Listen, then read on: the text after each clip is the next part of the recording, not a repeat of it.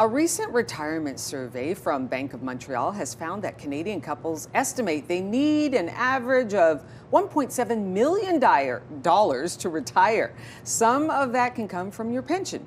Janet Gray from Money Coaches Canada is here to tell us a bit more about how that all works. Good morning to you, Janet. Thank you. Good morning to you. Okay, we got to hit it right off the bat here. What is a pension? It's basically money that you've taken when you were working and saved it until you're retired so that you can pay yourself an income in retirement. Okay.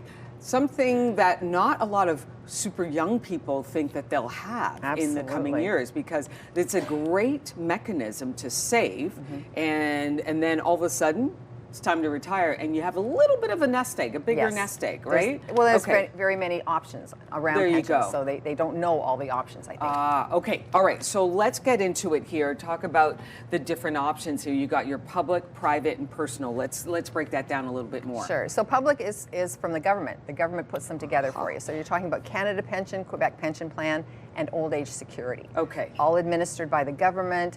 Sometimes the worker puts money in the case of CPP. Sometimes they don't. Old Age Security is for all Canadians. It's for all Canadians. Now, I'm wondering if people are thinking, oh, okay, well, you've got the public, the government pitches in.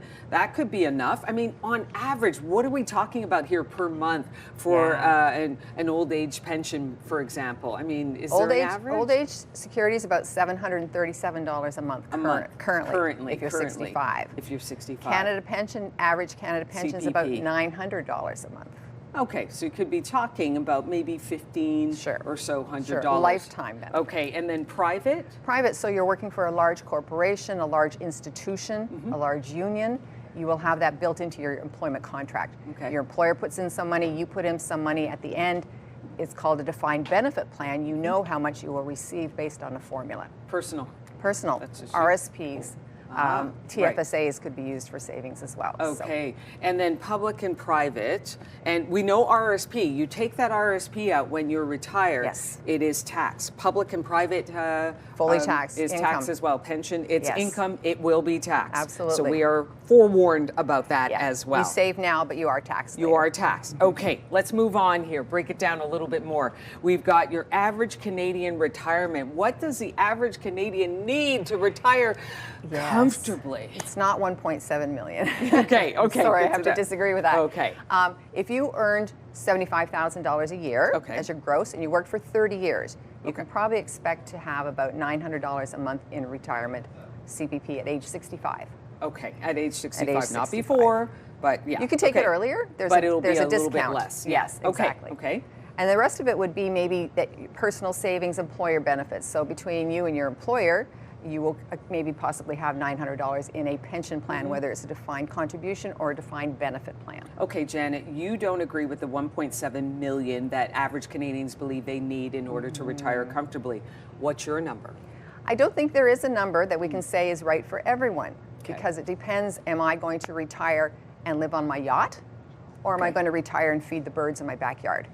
Different spending, therefore different retirement income needed. Okay, and there are a lot of people who retire and still have a mortgage. Sure, absolutely. And they still have kids in university sometimes. There you go, so they're still spending. So everyone's unique. So I don't like it when they say everyone should just have that number right there. Okay, and final panel here, we've got what happens when I retire? Break it on down for us. Yeah, so have a plan earlier than retirement. Some people will wait till the last minute possibly and say, I'm going to retire tomorrow. Good, which is awesome. You need to have a plan. So start maybe 10 years out talking to a professional, 5 years out, get your ducks in a line, and take advantage of all those things along the way that you can qualify for. 5 years out is a pretty good timeline, right? It gives you enough time to well, prepare. get the fine details on it. You should start earlier than that. In terms of saving and setting things up. Absolutely. Janet Gray on our Money Monday segment talking about pensions. Thank you so much for breaking that down for us. Really appreciate it. Love it when you come by.